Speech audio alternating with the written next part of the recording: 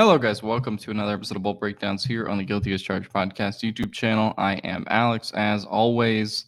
After the schedule were released last week, and just general stuff happening in Chargers land since the last time I made an episode 3 weeks ago, you guys asked me some questions after I put out a form for a Q&A on YouTube and Twitter. So I thought we would talk about everything in terms of the schedule release and get into all that and some of your additional other questions. But without any further ado, let's get started.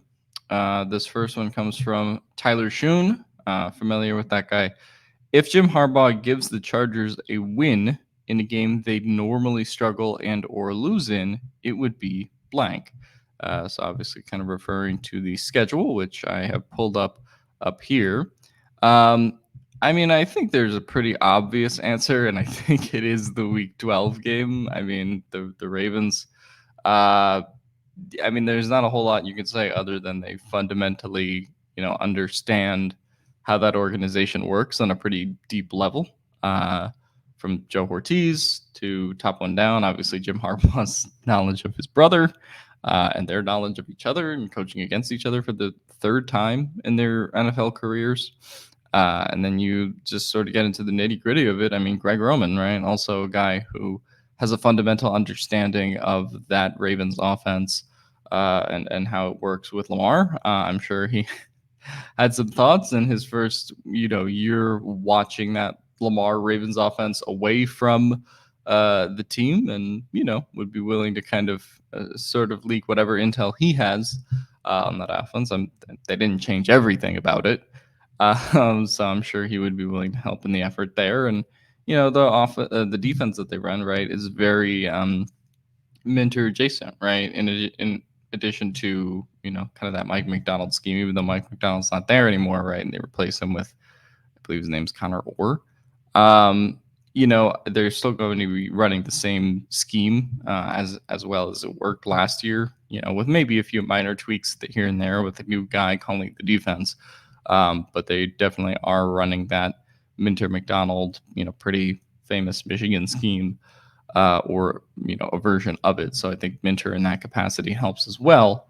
So it really is kind of a looking in the mirror matchup of the up and coming team versus the team who was kind of already what you want to be, right? To some extent in terms of this Chargers rebuild, but I think it's hard to argue against the Chargers.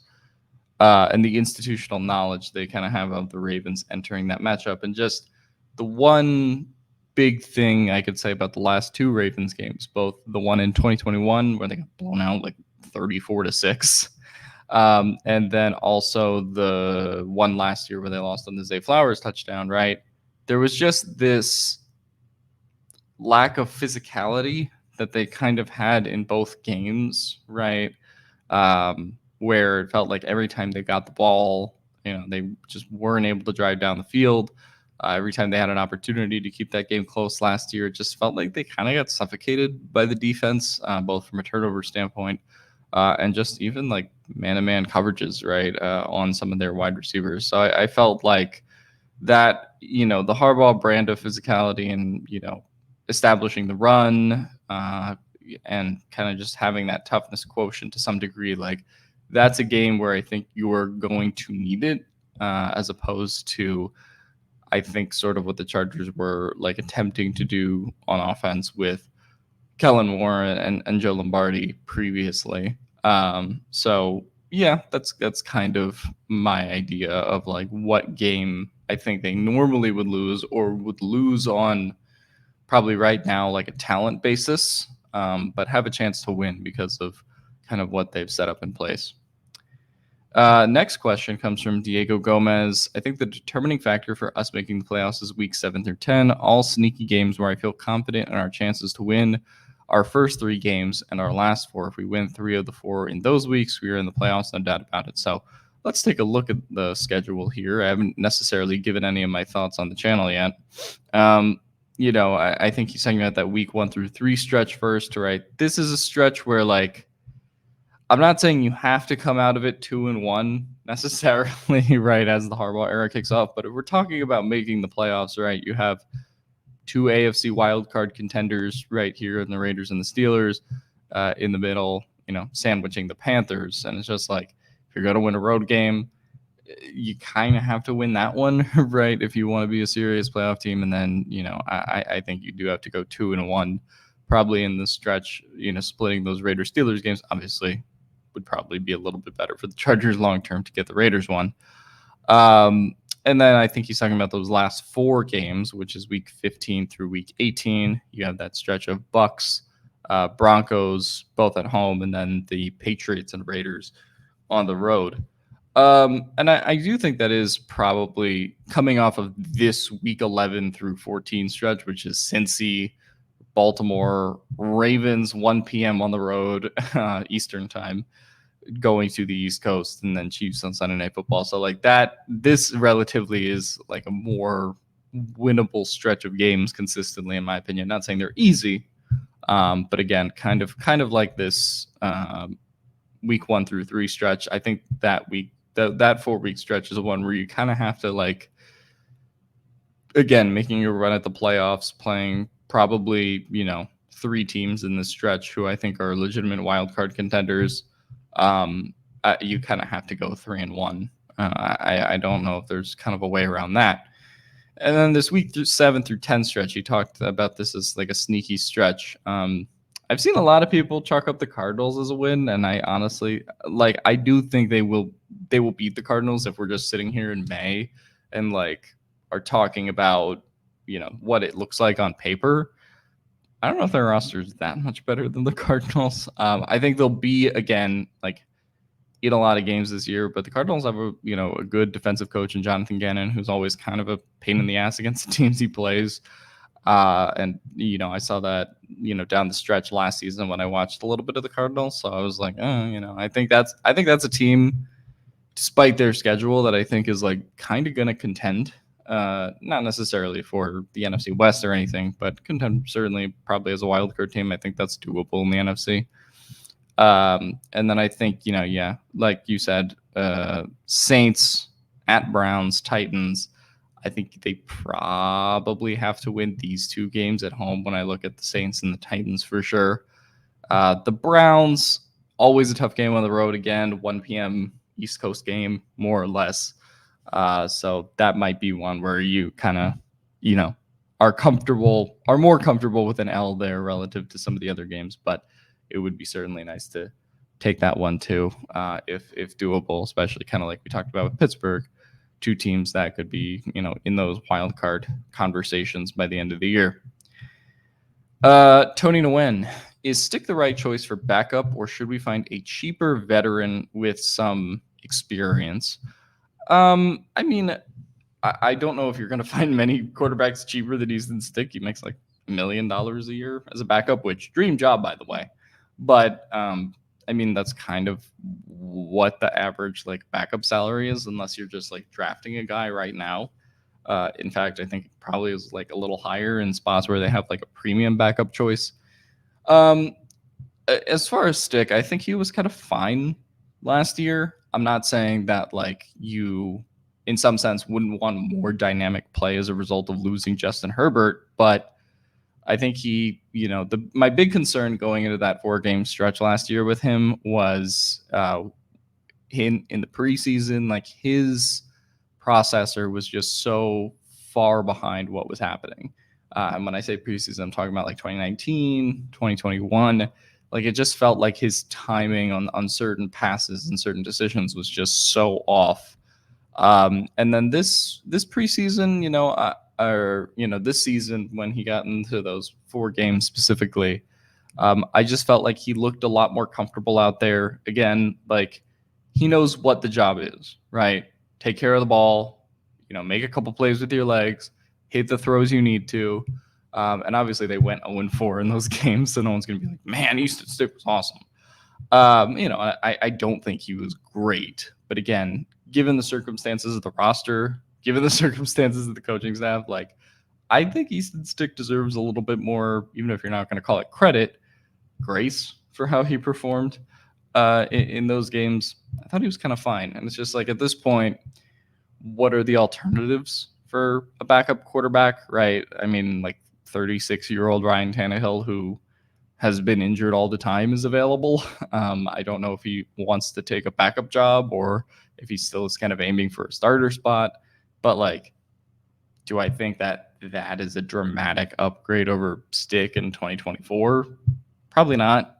Like, I mean, if I'm just kind of realistically thinking about the last Tannehill games I've watched, granted, kind of tough to tell with Tennessee's offensive system. And yeah, sure, you could make the argument that he does pretty good at handing the ball off to a running back. But at this point, I really don't think there's a veteran left on the market who represents a significant enough upgrade from Stick to the point where they would want to spend that money, when they have some of these other holes in their roster still to fill with a couple roster spots left. I think they would rather peruse the free agent market potentially for other positions and other spots than backup quarterback at this point. And I think Stick, relative to what he did last year, was kind of fine. NSN, how do you see the breakout on offense of this roster breakup? Do you see them keeping 6 wide receivers, 3 running backs, 3 tight ends, 3 quarterbacks, for example? Obviously referring to a bit of the structure that they kept last year. I think, for example, they did do 6 wide receivers and 3 quarterbacks on that initial opening day roster.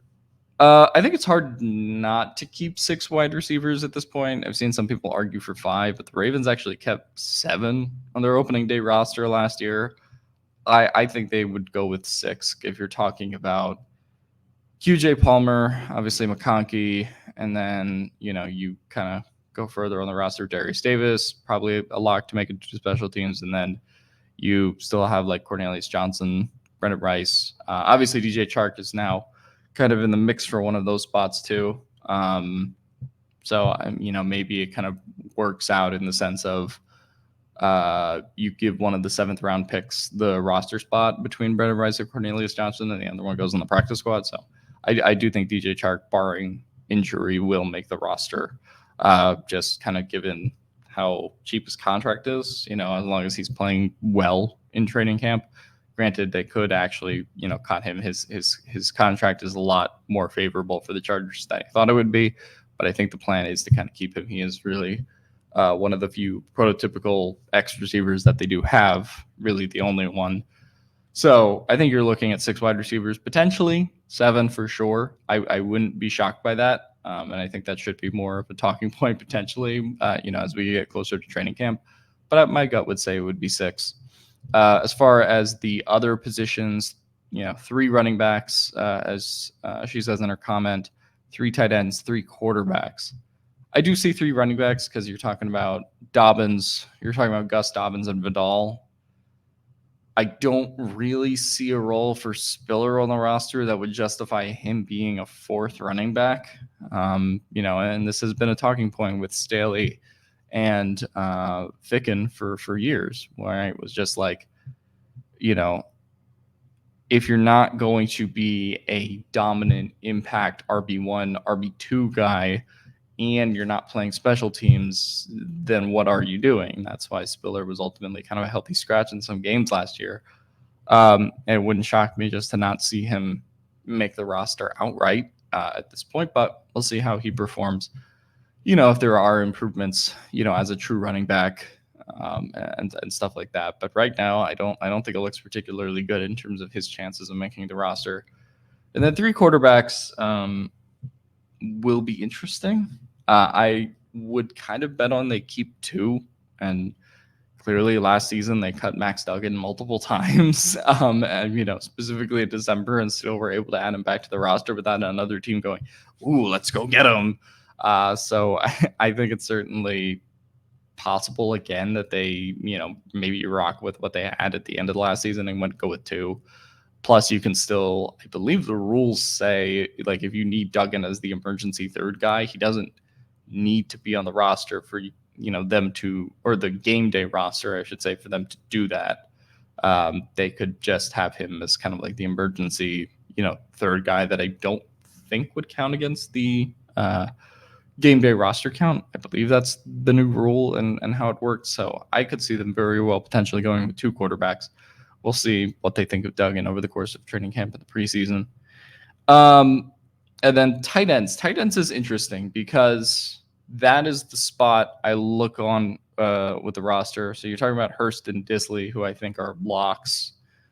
Ben Mason is an interesting variable because he's kind of a tight end / fullback. So, I mean, they kind of count him as like what they called him like a F type role. I forget the name of the Chargers tight ends coach off the top of my head, but he sort of said that in his press conference that they sort of view him as a little bit of a hybrid, like fullback tight end type guy. So I wouldn't be surprised if he is able to make enough impact. Obviously, a guy who was drafted by Michigan, was on the Ravens, right? Very much fits that Harbaugh archetype of player. A matter of if they find kind of enough of a reason to use him. And, then I think you're like, depending on if he makes the roster, you also have your guys like Parham and Smart and all those guys competing potentially for, the back end of the tight end spots as well. So I think 3 tight ends is fair, depending on what they think of Ben Mason, depending on if they keep 3 versus 2 quarterbacks. I think it could potentially be 4. Tony Franco. Do you think we'll be signing a lot of UFL players to compete for a roster spot on the 53 or the practice squad? So I've sort of talked about this on Twitter, but they do have essentially 3 roster spots left open right now as a result of signing Chris Collins and then waiving Brevin Allen. So I've sort of broken this down. If you look at any website, particularly like Over the Cap, they will tell you that the Chargers have like 89 players, I think now, which would mean that they only technically have 1 roster spot. But I don't think Over the Cap counting CJ Okoye as a roster hold actually makes sense, because I think he does not with IPP rules. And I've talked with Alex Katzen about this, and I've asked him about it. I don't think he actually counts against the roster unless he were to actually make the 53, which I think we pretty clearly think he's going to be like a practice squad player, because he would not count against the practice squad player count. And they essentially get an extra guy to develop on the practice squad. So Okoye doesn't count. So then they're at 88. And then Lindsley, who is likely to retire, coming up here in June, or, post June at some point, he's actually still listed on Over the Cap's count of the roster. So the Chargers, post signing Chris Collins, actually have, and waiving Brevin Allen, have 3 roster spots available. I'm sure they'll still look at the free agent market. They did bring Marquez Valdez-Scantling in like a week ago or 2 weeks ago, maybe at this point. He ended up signing with the Bills. I'm sure they'll have a couple other like free agent visits in that context. But getting the UFL guys, I think there are a couple like interesting ones. I don't know if they're like, I haven't followed the UFL specifically, but I know in 2022 they signed Carlo Kemp, and he was playing for like the Pittsburgh UFL team. He was on the practice squad all of 2022, summer training camp guy, all of 2023 with the Chargers. So I think they'll definitely look into the talent pool if there's a guy that maybe can contribute in that regard. I do think a lot of the springtime football league guys and the edge that people like are looking to gain is kind of special teams, right? We saw this with Dallas last year with Kavontae Turpin and then that signing, which really changed their fortunes kind of in the kick return game. So I think they'll certainly keep their eyes peeled if there's anyone that, stands out to them in the UFL. I think the UFL season ends soon. It's like in June. So I think usually those guys end up like signing around like July to get on a NFL roster, at least the guys that stand out. I can't say that I have been following the UFL this year. I don't necessarily have it in me to watch a bunch of springtime football while I'm covering Chargers OTAs and Chargers offseason and all this, content that we have to do. So I can't even tell you who the teams are. I know there's a team that's called the Memphis Showboats, which I just think is a funny name. But I can't tell you. I think I lost interest. I think they take the Philadelphia team away. I'm not sure if there's still a team there or not. But yeah, so I think it's very possible they could end up signing a couple like UFL guys to maybe compete for roster spots / like you said, give a practice squad too. That'll probably happen around July or something. Ace of Spades. Given the depth at wide receiver, the emphasis being put on the run game, and the result of last season, what is a reasonable final stat line for QJ to say he's developing and improving? Personally, I don't think his stats are going to go up much further than last season, but I think it's going to be based more on the eye test and how he looks when given the opportunities to tell if he's coming along as an NFL wide receiver. I think that's a very astute analysis, to be honest. I think QJ had like 38 receptions for 430 yards and 2 touchdowns last year. I don't know if he has a whole lot of room to go up stats wise, only because I think the layout of that wide receiver room is a little bit weird with Palmer, McConkey, right? If you're talking about them probably turning down the volume of how much they throw a little bit relative to last season, and then dividing Keenan's yardage and Palmer's yardage, I guess what Mike's theoretical yardage would have been last year had he not gotten hurt, amongst all the players. So for me, like you said in your comment, I don't think that the traditional stats are going to be what determines if QJ is improving. In my opinion, you could create a great season where he has like 500 yards and a bad season where he has 600 yards, right? Depending on what things we're seeing improve in his game via the all 22, via tape, watching the games live. And I think a lot for QJ is just like the fundamental parts of kind of playing receiver at this point in the NFL. I'm not expecting QJ at necessarily any point in his career to become a fundamentally great route runner, right? I just don't think that is his thing, but he does have to get better in that capacity to be used as a yak threat and all of these things he was kind of advertised to be, pre-draft, right? When the Chargers considered and ultimately used a pick on him. I think about 2 of the games last year, like the Jets and the Ravens game, where he was kind of given very tough, man coverage in both of those games. Sauce Gardner 1 week, and then the Ravens and how their secondary plays the next week. I don't remember if those. I don't think those back to back, but it was within a couple weeks of each other.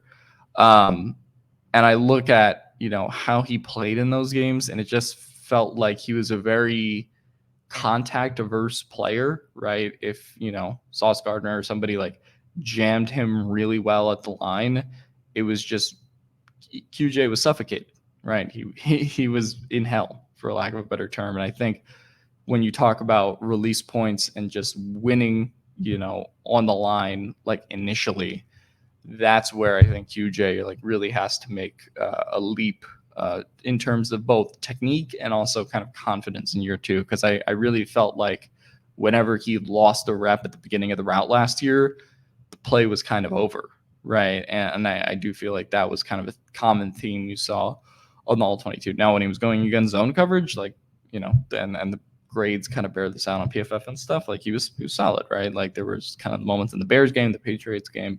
But it is definitely like the manning up and physical man-to-man, one-on-one, mano-a-mano coverage.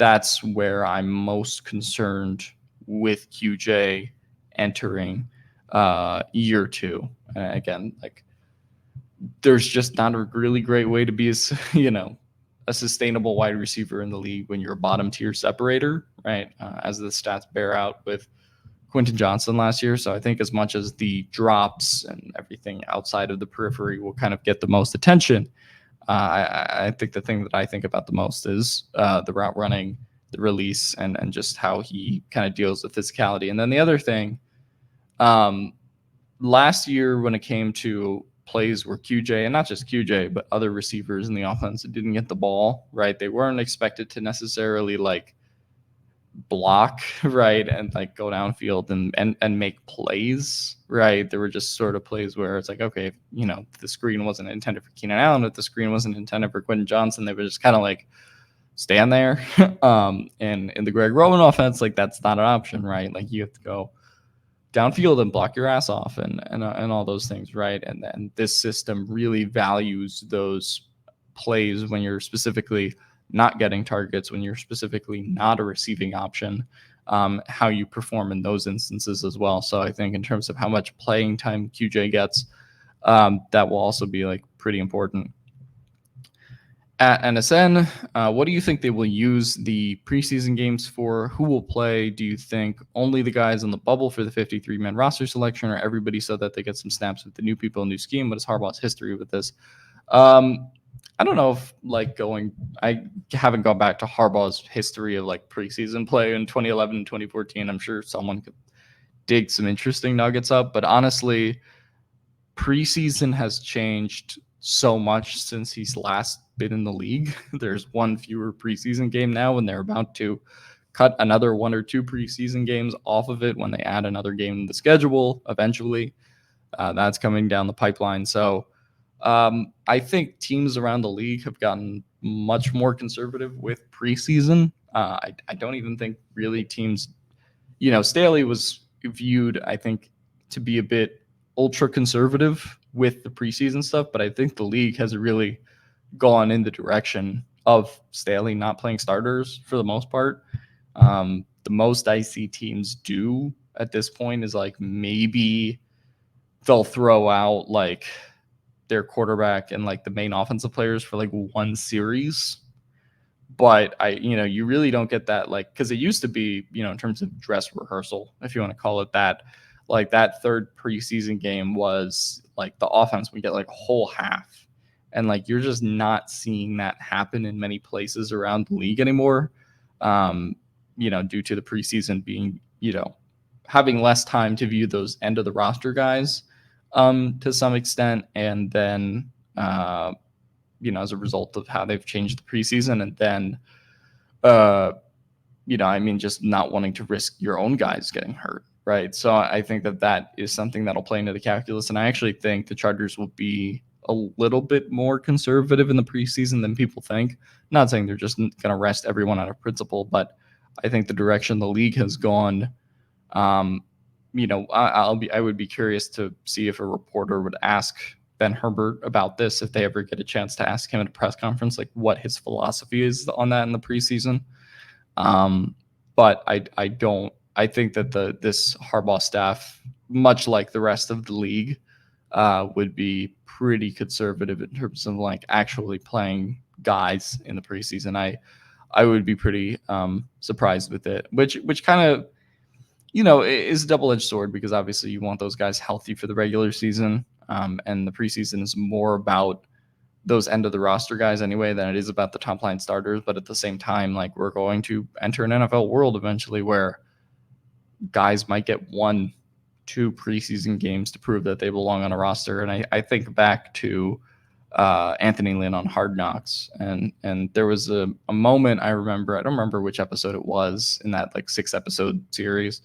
Hard Knocks wasn't very good, but I remember a clip of Lynn kind of sitting at his desk and talking about just what guys need to do to be able to like make the roster in the preseason. It was just him watching Eckler special team snaps, right, and demonstrating like certain things Eckler did and his hustle and grind in order to make the roster. And I think back to that clip and just the fact that undrafted free agents now really get the short end of the stick.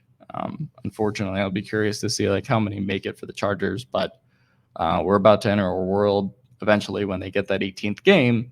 We're probably only going to have 1 or 2 preseason games, if not have the preseason eliminated entirely, which I think is kind of Goodell's end game at some point here. Pale Star 55. Oh, he went through and predicted the entire schedule. 11-6, comfortable 5 seed. So, all right, I haven't given my prediction.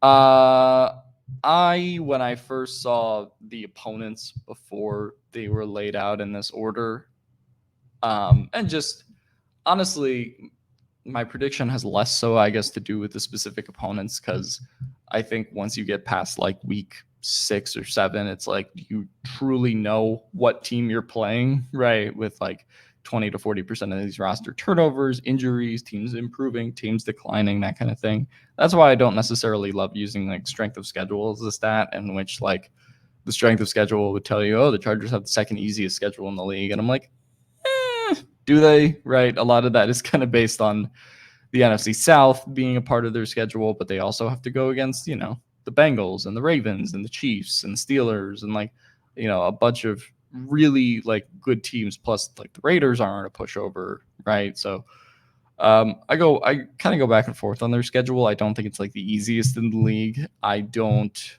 it is a doable schedule kind of if you take care of your games, right?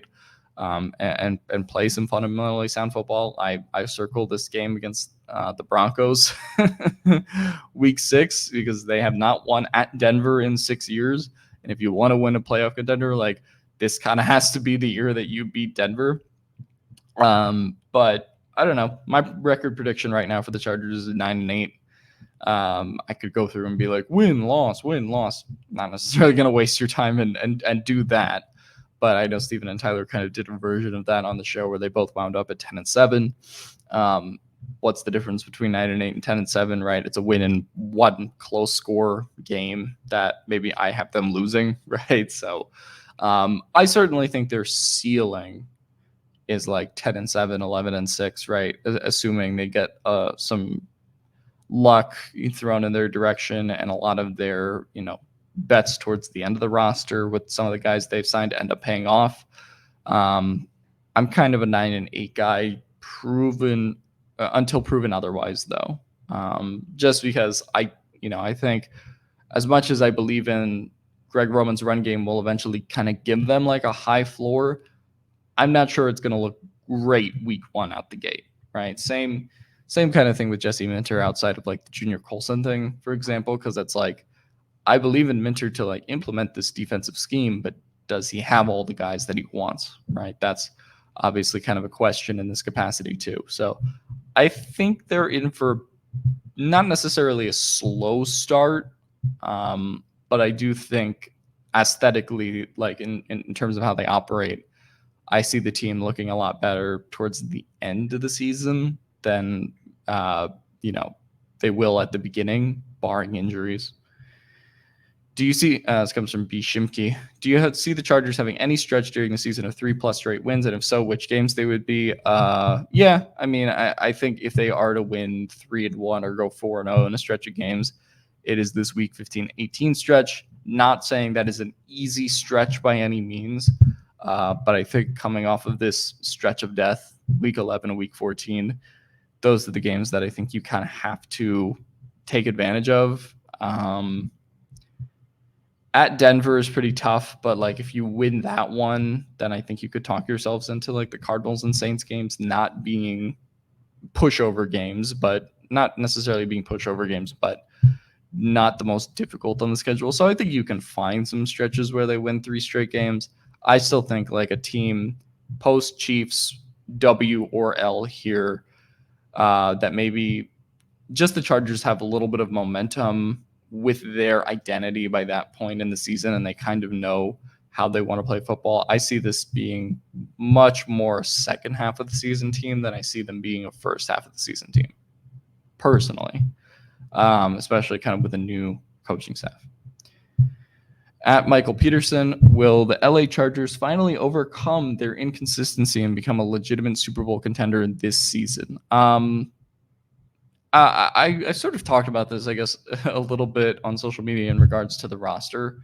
I don't think this is the worst roster in the world, but I also do think this is a team that is replacing a lot of value at the top of their roster, right? We talked about Keenan Allen and Mike Williams all the time and trying to, replace their production with this group of 6 or 7 kind of ragtag receivers that they've thrown together, right? Not necessarily that I think this receiver group will be bad, but this is the first season in which Herbert will enter without Keenan, without Mike, right? I do think that's a significant thing, right? First season where you don't have Austin Eckler, even though, he wasn't very good last year, obviously, and fell off kind of due to injury and age circumstances beyond his control. But, this is a whole new run game that you're installing, right? In addition to the roster deficiencies you could point to at certain spots, I look at cornerback, defensive tackle. I'm still a little on, to be honest, when you kind of just look at those spots kind of on the depth chart from that perspective and how premium those positions are in the league. But I just think there is a difference between being like a playoff contender and a team that could have a 9-8, 10-7 season versus being a Super Bowl contender, right? Which is kind of what we associate, particularly in the AFC, with the Chiefs and the Ravens. You can argue, right, like the Texans maybe potentially in that tier. You could argue, a couple other teams, but I really think that there is the Bills, obviously, right? And you look at Josh Allen in the AFCs. I just think there is a line in between being able to probably like guarantee teams that'll be in the second week of the postseason in that AFC divisional round who have a real chance to make the championship game versus, having a chance to make the playoffs. And I think the Chargers are much more of a potential playoff contender than they are necessarily a Super Bowl contender year one with this roster. And as much as I think that it'll take some time for the coaching staff to kind of implement some of their ideas. At B Dizzle 86, love, family, respect. FTR, family, trust, respect. Play smart and tough each game. No mercy, Raider hater. GAC team, we all be live at training camp. I know Steven and Tyler will be. I'll try to kind of make it out and, see if I have time on my schedule. If there is one, I don't know. But I know Steven and Tyler will be there. At Mel Gomez, with Jim saying they had a third or fourth round grade on Rice, is he a roster lock now? So this was talking about Jim, I think the first day of rookie minicamp, talking about Brendan Rice and Cornelius Johnson and some of their draft picks and like where they had them graded. So he mentioned that he had Eboigbe as a second or third round grade, or not necessarily he had it, but the front office combined with the coaching staff, the Chargers' internal grade was the second or third round on Eboigbe, and then a third or fourth on both Brendan Rice and Cornelius Johnson. You take that for what it means. I don't I don't necessarily take it to mean a whole lot. I do think Brendan Rice will make this roster just because of like how he can kind of contribute as a blocker and how he does play, very physically, that very Harbaugh brand of football. And I don't necessarily think he's like a super raw player that you're trying to develop. I think even if he doesn't contribute on the offense immediately, I think he can contribute still on the team, on Ryan Fick and special teams, like I said. I don't know. I don't necessarily buy like the third, fourth round. Not that I don't believe they didn't have internally a third or fourth round grade on him. I'm sure that's very possible. But I don't necessarily buy that removes Brendan Rice or Cornelius Johnson from being like closer to the bubble than like Josh Palmer or Latin Conkey is, right? I definitely think it's like them and DJ Chark and potentially Darius Davis if you really want to throw him in that conversation, but I don't. Competing for, that last sixth or seventh wide receiver position. But assuming they don't sign anybody else, I don't see a path where Brendan Rice doesn't make the roster, although I guess it's theoretically possible, just given that you have like 7 wide receivers potentially competing for 6 spots. We'll see how many they end up rolling with. But I don't take that comment to mean much. You could also play devil's advocate and it's like, well, if you had a third or fourth round grade on Brendan Rice or Cornelius Johnson, you certainly waited an awful long 4 rounds to not take them, right? So, I'm not saying that Jim is like lying when he says that. I believe they genuinely are high on Brendan Rice and Cornelius Johnson, but I also think there's a reason they filled out the rest of the roster with players they probably graded higher in the next 3 rounds after, or before they would take a chance on Rice and Johnson. So the truth is probably a little bit somewhere in the middle on that. I don't think Rice is necessarily a lock to make the roster, but I think he's pretty close if they don't draft another receiver at this point. At Steven Nava, 11-6 with all of the issues this offseason. It's not out of the question they sneak one away. Oh, with all the Chiefs issues this offseason, it's not out of the question they sneak one away. So yeah, the week 4 and 14 games against the Chiefs. I don't think it's out of the question that they could win one, particularly that early one in LA. Feels like if they're going to win one this year, it would be that one, right? Like just kind of catch the Chiefs on an off day. And I think the Chiefs now have this reputation as like the team that goes 2-3 in their first 5 games. And then they go, oh, are the Chiefs in trouble? And then they end up winning the Super Bowl fucking 4 months later. Right. That's just kind of, I think, what the Chiefs do now at this point. And they open the season with the Ravens, with the Bengals, with the Chargers in week 4.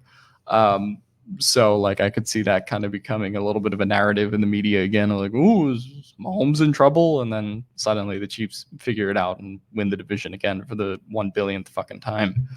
But I think it's possible to steal one away from the Chiefs. I would much, if I had a bet which game I think they're more likely to win, I do think that week 4 game, kind of with some of the uncertainty, just both teams not fully knowing each other yet, like I do think that is kind of the game that I would probably pick. Next, this question comes from Liam. How are you feeling about this DB room with the additions of Tarkeep Still and Cam Hart? Will the Chargers sign another safety? If so, who's out there that interests you? As far as safety, I've seen a lot of people talk about Justin Simmons to the Chargers. I don't necessarily think they're going to go that high in terms of their price of adding a third safety at this point. And if you add Justin Simmons, like I think there would be an expectation that he kind of is like a second safety along with Alohi. I think he's probably going to demand to be paid like that. I think that's mainly the reason he remains unsigned is, his valuation of himself to some degree versus what the league values in terms of safeties right now. Wouldn't hate if they signed Justin Simmons, like if they wanted to add him in there. I just don't think this is a realistic spot for him, and they're already spending a lot on Derwin and Alohi as is. So I think they would kind of look elsewhere on the roster for like adding a top end guy. Like I think the cornerback room is kind of a little bit more likely than the safety room in that regard. Quandre Diggs is a guy that I think is a little bit interesting, available, as a free agent. I think still. I'll do a quick Google search to fact check that, but obviously a great safety with Detroit and Seattle kind of over the years. I think he's a pretty solid rotational piece that they could have as like a third safety to be able to kind of contribute from the get-go. So also price wise, right? Like is, most likely a lot more manageable than like a Justin Simmons. So I think Diggs would kind of be like my interesting third safety pick if they were to sign a guy. I don't necessarily think they're going to actively go after one. How am I feeling about like the DB room in general though with cornerback? I feel I feel very mixed on it. I think that there is potential, certainly, right? Like I think if you have Asante as your outside corner, like Cam Hart as your CB2, and then like Fulton in the slot or something, or Fulton on the outside and John in the slot. We'll see kind of what they play around with. Clint Scale has talked about wanting to like cross-train all these guys for slot and inside again, so I'm sure that'll be kind of interesting to watch come training camp. But in general, like it really depends what you're expecting Cam Hart to do year one. And I think Cam Hart's going to be good. I don't know if he's going to be like ready, like off rip, to be kind of the Chargers, like outside CB1, from the jump. But I do think this is a cornerback room with potential. I don't know if they'll like start looking great at the, very beginning of the season. Right. And sort of as we have mentioned with like the Minter defense, there's a lot of cues to learn. There's a lot of like stuff that they kind of like need to learn, especially playing, cross training for both slot and inside corner, or slot and outside corner as well. So I don't have the highest confidence index like in the wide receiver room. I mean, we could go individually guy by guy and talk about it, but like, I think that this cornerback room and optimally the personnel that they have in there is more of a 2025 thing than it is a 2024 thing, especially kind of like with ASJ being in a Minter defense. And I don't necessarily think he's the greatest fit for it, but we'll see. This comes from Giovanni Sandoval. Theory: if the Chargers brass knew they had a bye during week 5 and did not trust Mack and Bosa would last through 3/4 of the season without injury, so they got Dupree. If bye had been later in the season, they might have not felt the need to sign him for the amount they did. No, I don't think that the Chargers had a conspiracy theory around the bye week. I just think they signed Dupree because they like him as a potential edge 3-4 guy. I think the second year of his contract, as Giovanni kind of like mentions here, is more of a factor of like, not knowing what's to come in the future with Bosa and or Mack. And I think the fact that you kind of don't know exactly, what you're doing with those guys next year, depending on how 2024 plays out in regards to injuries and production, I think that move is much more about, self-sustainability and depth going forward than it is necessarily about 2024, although they're going to use Dupree in a bunch of these packages. Same with Thule, when it comes to having like 3-4 guys on the field. So that'll be fun to watch, but I think they just view him as a depth, interesting, kind of like chess piece option. I don't think it had anything to necessarily do with the bye. Certainly you could talk about like injuries in general. Like, yeah, I think there's a world where they don't necessarily trust like Bosa approaching 30 and Mack, well over 30 at this point to potentially stay healthy. Like, look, I think there's a reason they're on the deals that they are on because of the financial complications and because of the lack of interest that maybe some other teams had around the league in regards to the Chargers, maybe like dipping them around in like cursory calls and stuff like that. So yeah, no, I think this is a little bit of a, not necessarily prove it year for both Mack and Bosa, but in terms of if you want to remain in this new regime going forward, I'll be interested to see kind of what their production is by the end of the year. And then I think Dupree, not that Dupree would like take over as edge 1 or edge 2 next season, but if Mack or Bosa were to leave or they were to cut one of them, trade one of them, figure out kind of what you want to do, both of them, right? Like it gives you a guy who's capable of being an edge 3, edge 4, and you have an extra year on his contract to kind of work with. I'll be curious to see what the structure of that contract is exactly, though, whether it's like a 1-year deal that's a 2-year deal or a 2-year deal that's really a 2-year deal, depending on how the guarantees are in year 1. I know they gave him, I think it's $6 million guaranteed, but we haven't seen the contract reported on over the cap yet, so we'll see. At Camper, what do you think the Chargers? What game do you think the Chargers could pull a surprise win? What could be the most surprising loss of the season? Okay, again, I'll say this in regards to the surprise loss. I've seen a lot of people look at Denver and be like, "Oh, that's a win." Again, the last time that they won in Denver, I was I was 19 years old and Steven was 25. Steven is now pushing 30. I am 25 now. It has been a long time since they won in Denver. The last time that they won in Denver, Bo Nix had committed to Auburn in the same year. They always find a way to lose that stupid fucking game against Drew Lock, against Teddy Bridgewater, the carcass of Russell Wilson, Jarrett Stidham. It doesn't matter. It tortures my existence that they find a way to lose this stupid Broncos game. That's the surprise loss. Anyway, I'm very passionate about this subject matter. Please fucking beat the Broncos this year. I really don't ask for a whole lot more than that. Just win the game you're supposed to win in Denver, please. That's the rant for today. As far as surprise win, though, give me a second to recover. Surprise win. I mean, I don't know if there is like a surprise. I've mentioned the Ravens game. I definitely think the one that kind of goes like under the radar is these East Coast 1 p.m. games, which I don't think are necessarily going to be like super easy for the Chargers. So like it is Panthers, Steelers, the Browns in that regard, and then who are the other ones? I think it's just then the Falcons. I think a sneaky thing is just like how many of those East Coast 1 p.m. games they end up winning, because that's just like a tough thing for West Coast teams to do historically. So I'll be kind of curious to see just how they perform in some of those games. Because like, not that I think like the Falcons are this like great team per se, or like the Panthers are even this great team, but that has always kind of like been a struggle, I guess, for West Coast teams going to the East Coast. Alan Teague, aside from the jet lag as well as the team learning to play within the new system, I could see this team winning 11 games. I say this because of the corners. I see the corners and coaching staff doing the unthinkable and doing well. Let's say you.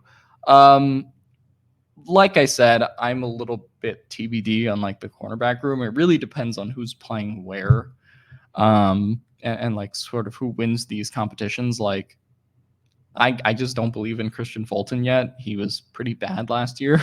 Like, I do think there is athletic upside and potential there, but I'm kind of a you have to show it to me guy before I believe it. And then you're talking about like I like Cam Hart enough. I don't know if he's going to be that dude like from year one from the jump. And then ASJ has his, pretty significant struggles as a tackler and in run defense towards the end of last season. I think like if you look at his last like 7-8 games since the Packers game, like ASJ ended up having a missed tackle rate in those games of like 26%.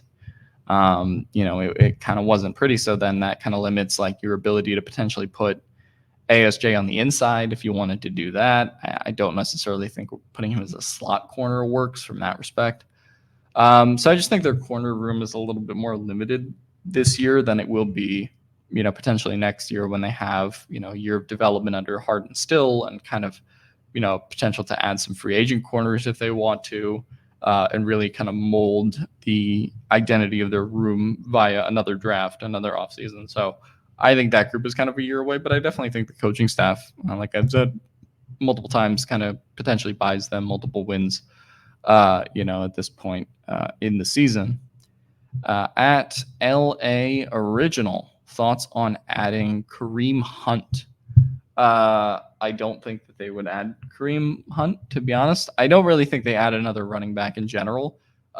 Two running backs I would keep my eye on as like low-key trade targets. This is not intel that I have, but just like guys that I think they could find interesting would be Khalil Herbert from Chicago and then Dameon Pierce from the Texans. Dameon is very much like a gap runner who just hasn't fit in Bobby Slowick's new like Texans system at all, and now he's fallen out of the rotation. I know me, Steven, and Tyler all liked him coming out of the draft. He had a good rookie season. It just kind of wasn't what he expected last year in terms of the offense and stuff like that. So if they were to add a running back, I think it's kind of like maybe you swing like a 7th rounder or something for like Dameon Pierce or Khalil Herbert or somebody like that. I really don't think it's anything outside of that, though. Luis Enriquez, this is another rant from me. Why does it feel like we always have an early bye week? So really since COVID, because COVID was the year that I think their bye week was week 10, and then it got shifted up to like week 6 because of something that happened in like the Broncos-Patriots game in regards to like positive COVID tests and stuff like that. And then since that year, because I feel like it used to historically be like week 10 through week 12 pretty consistently. And then as of late, ever since, that COVID season, the last 5 years, it's really been like week 5, week 6, week 7, week 8, I think, in recent seasons. So kind of stinks to have an early bye week. I don't think it's necessarily going to be the difference between like, are the Chargers a playoff team or not, et cetera, et cetera. But I definitely prefer having a later bye than they do. I'd be curious again if this would be a question for like Ben Herbert or somebody like that. And I'd be curious to see how he would like kind of answer that question at the podium, but definitely prefer the later bye as opposed to the earlier byes that they've traditionally had. All right. I want to wrap up with some of these Twitter questions. 2 more to go. At DRamo76, if you could go to any away game, which would you most like to attend? Do you have a surprise player that could make a big impact this year? I don't know if I have a surprise player. I do think we haven't had like enough conversation about Bradley Bozeman and potentially what he brings to this team. Not coming off of the greatest pass protection year, but like I do think he's the guy to watch. Is like if he's a moderate upgrade over Clapp last year, certainly from a run blocking standpoint in this Roman scheme, like not that I think he's going to be a guy that you would want to re-sign for a while, but seeing as they didn't take an interior offensive lineman in the draft, like this is a really great opportunity, obviously, for him to show kind of what he has as a fit on this roster. So I don't necessarily think about him as a surprise player, but I don't know if we've truly talked about his impact enough. I don't necessarily believe in him as like a pass blocker, but Carolina was kind of asking him to like do some stuff that he's not necessarily familiar with. So I'll see if, he's able to kind of get back into that like very solid starter like potential level along with Greg Roman. Road game that I would most want to attend. Let me look at which games are the road games again. I've always kind of like wanted to go to Pittsburgh, as much as I hate Pittsburgh and everything it stands for as a city. Their crowd environment does seem like pretty fun. Chiefs, I've always like historically like people talk about like going to Arrowhead and stuff like that. That does seem like a fun place to catch a football game. I would not want to be in Kansas City in December though. Fuck that. I am not going to a cold weather game. That's why I mentioned the Steelers. Their game's in September. That seems like it'll be a lot nicer. I know Steven and Tyler had a bunch of fun. They kind of lost to the Raiders in that quasi 2021 playoff game, or play-in game, I should say. But I know they had a lot of fun actually at the Raiders Stadium there in Las Vegas, and I've heard cool things about that one. So that would be a cool thing to go to. Don't think I'm going to necessarily have time to go to any of them. That would be really fun. At Lex Bolt 10, do you believe this roster is good enough to make the playoffs? So I believe we'll end it on that one. I think, yeah, like this roster, I think people construe what I say sometimes as being like dumping on the roster or not thinking it's good. My main question about the roster is really like, do they have the ability this year to replace some of the guys they got top tier production from last year? Because or in the last couple of years where they were kind of like a quasi 9-8, 10-7 like team under Staley. Because it's like, I have a lot of people mentioning it's like, oh, well, Keenan Allen and Mike Williams were hurt all the time. And I'm like, okay, yeah, that's like why those teams were bad. Right. And, when Keenan Allen was healthy, he was going off for 1,200 yards. And when Mike Williams was healthy, he was a 1,000-yard receiver. Right.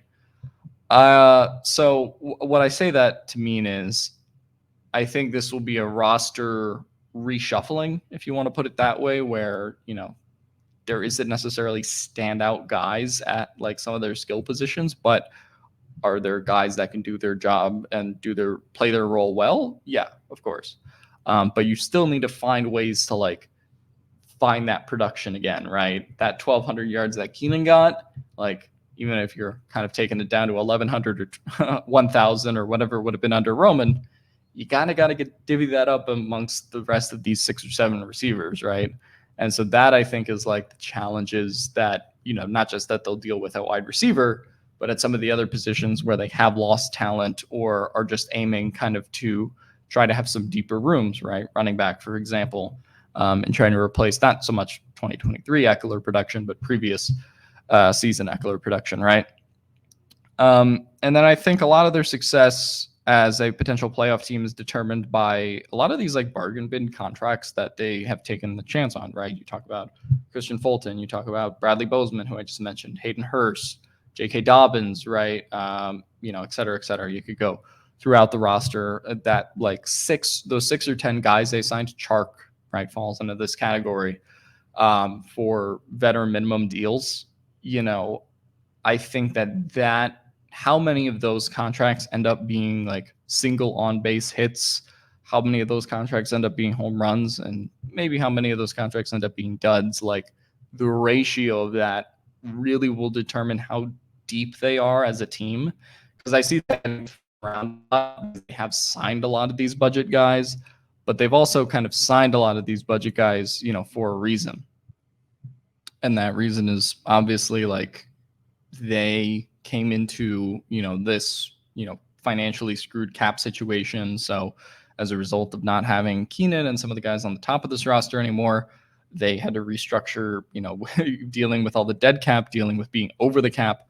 They signed a lot of these, minimum contract guys, right? And so it's going to be a matter of like how many of them kind of pan out. Not necessarily does the season depend on like if J.K. Dobbins can stay healthy or if Christian Fulton can stay healthy.